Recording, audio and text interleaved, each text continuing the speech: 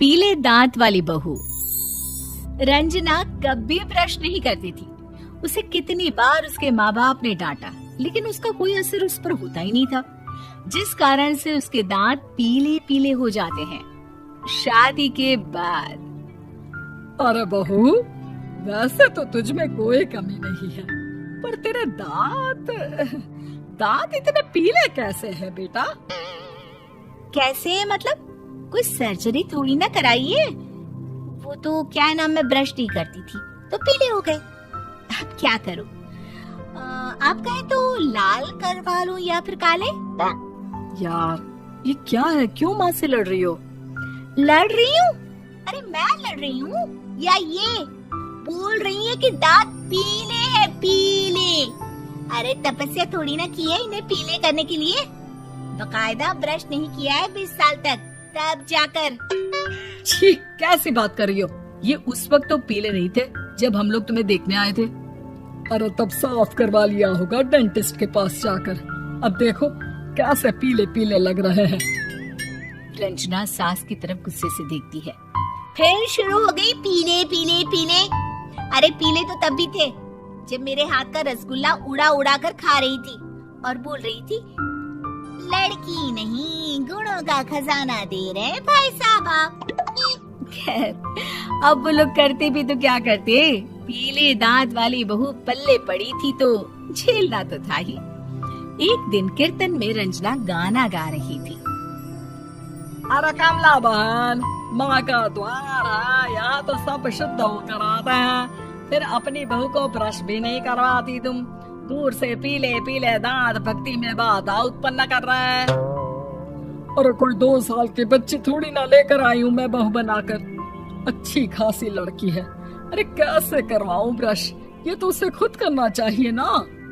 अब माँ बाप तो इसके जैसे तैसे निपटा दिए, ये नहीं सोचा कि सास कैसे संभालेगी।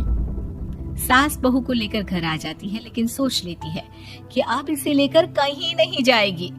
अगले रोज बहू कहती है, अरे क्या हो गया, मंदिर नहीं जाना क्या? कीर्तन का वक्त हो रहा है। मेरी मधुर वाणी से कान्हा जी जागते हैं और सोते हैं। आप तो जानती है ना उनकी भक्ति में कितना मन लगता है मेरा। वो क्या है ना, तबीयत ठीक नहीं लग रही है मेरी, आराम करूंगी मैं। तबीयत ठीक नहीं लग रही? अभी तो मिथुन के गाने पर नाच रही थी आप, और अब बोल रही है कि तबीयत ठीक नहीं लग रही। अरे भक्ति में मन लगा लो सासू माँ, ऊपर जाना है, क्या मुंह दिखाओगी आप? हाँ? सास को बहू की बात पर गुस्सा आ जाता है। मैं क्या मुंह दिखाऊंगी, इसकी चिंता तो ना कर, समझी? अपने मुंह की चिंता कर, जो ये पीले पीले दांत लेकर हर जगह पहुंच जाती है। पता है लोग कितना मजाक बनाते हैं। ना जी ना, मैं नहीं जाना कहीं तेरे साथ। तो ये बात है, कोई ना, मत जाओ, मैं अपने कमरे में ही बैठकर भक्ति कर लूंगी। ऊपर वाला दांत थोड़ी ना देखता है, मन देखता है, भावना देखता है। और अरे बस बस, तू सब कुछ दिखा, बस ये सफेद चमकदार दांत ना दिखाना किसी को, है? जा यहाँ से। बहू को सास की बात का कोई फर्क नहीं पड़ता, वो तो जैसी थी वैसी ही रह जाती है। सुबह नहाकर किचन में खाना बनाना, फिर खाना खाना, कीर्तन भजन करना और सो जाना। एक दिन, माँ जी मैं सहेली के घर जा रही हूँ, शाम को लेट आऊंगी। हाँ, तो जाना, मैंने कौन सा तेरी आरती करनी है घर पर बैठकर। रंजना सहेली के घर जाती है, जहाँ वो पार्टी में जाने की तैयारी कर रही होती है। अरे शिखा, कहाँ जाने की तैयारी कर रही है? मैं गलत वक्त पर आ गई क्या? अरे नहीं यार, उल्टा सही वक्त पर आई है। मैंने ये साड़ी और ज्वेलरी निकाली है यार, शाम को इनके ऑफिस की एक पार्टी में जाना है। बताना कैसा लग रहा है ये सब? नहीं यार, इस ड्रेस के साथ तो वो वाली ज्वेलरी अच्छी लगेगी। हाँ, सही बोल रही है, मैंने ध्यान ही नहीं दिया। वैसे तो हमेशा से मस्त फैशन सेंस रखती है। तो बड़ा जाती होगी ना पति के साथ पार्टी में। रंजना कुछ नहीं बोलती, बस सोचती है कि यार काश ये बात सही हो जाती, पर मैं क्यों नहीं जाती पार्टी में? क्या इन लोगों की कोई पार्टी होती नहीं होगी? रंजना घर आती है और रात में पति से सवाल करती है, एक बात बताइए, आप मुझे किसी पार्टी में क्यों नहीं ले जाते? क्या आपके यहाँ ऑफिस में पार्टी नहीं होती? पति बेचारा क्या कहता कि दांत पीले हैं तुम्हारे इसलिए। अरे कोई पार्टी होती नहीं हम लोगों के ऑफिस में, तो कहाँ से लेकर जाऊं? और मार्केट, मॉल, कहीं वीकेंड घूमना, कहीं तो। अरे यार सारे हफ्ते में एक छुट्टी मिलती है, तो सोचता हूँ कि आराम ही कर लूं। क्यों? रंजना मन मार के रह जाती है। पहले कभी सास के साथ मंदिर जाया करती थी, लेकिन वो भी सास ने ले जाना बंद कर दिया। घर बैठी बैठी रंजना बोर हो जाती है। तभी उसे आइडिया आता है और वो मायके जाने का सोचती है। सासू माँ, 2 दिनों के लिए मम्मी के घर जा रही हूँ। अच्छा अच्छा ठीक है, आराम से जा।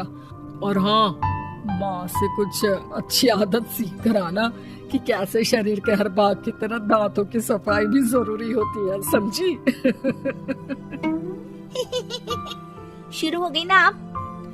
वो लोग आपकी तरह नहीं है कि छोटी छोटी बात का बतंगड़ बना दे। उन लोगों के लिए मैं मायने रखती हूँ, ना कि मेरे पीले पीले दांत। रंजना माँ को बिना बताए उन लोगों को सरप्राइज देती है, लेकिन जैसे ही वो दरवाजे पर पहुँचती है, अंदर देखती है कि घर वाले कहीं जा रहे होते हैं। अब माँ, काश रंजना दीदी के दांतों वाली प्रॉब्लम नहीं होती, तो वो भी हम लोगों के साथ चलती ना बुआ जी की बेटी की शादी में। हाँ बेटा, लेकिन अब उसे कौन समझाए कि उसको उसके पीले दांत नहीं दिखते, लेकिन उसके आसपास के लोगों को कितना एम्बैरेसिंग फील कराते हैं। मुझे तो कितनी बार उसके स्कूल की टीचर ने शिकायत की कि उसके साथ कोई लड़की बैठना भी नहीं चाहती, और ना ही कॉलेज में कोई उससे बात करना चाहता था। लेकिन पता नहीं क्यों उसे ये बात समझ में ही नहीं आती। कोई कमी नहीं है उस लड़की में, बस यही कि दांत पीले हैं। वो तो भला हो जीजा जी और उनकी माँ का, जो दीदी को जैसी है वैसे ही रखा हुआ है। रंजना को अपने घर वालों की बात सुनकर बहुत दुख होता है। वो सोचती है कि वो क्या करे, लेकिन फिर वो सीधा डेंटिस्ट के पास जाती है, अपने दांत चमकाती है और कसम खाती है कि वो रोज ब्रश करेगी। अरे क्या हो गया? तुम तो 2 दिनों के लिए गई थी ना, पर कोई ना, अच्छा है, चलो आ गई तो। रंजना सास के सामने आकर खड़ी हो जाती है और पूरी स्माइल करती है, उसके चमकदार दांतों को दिखाती हुई। चले मंदिर। माँ, मुझे माफ कर दीजिए, मैंने आप लोगों को बहुत एम्बैरेसिंग फील करवाया। मैं आज से रोज ब्रश करूंगी।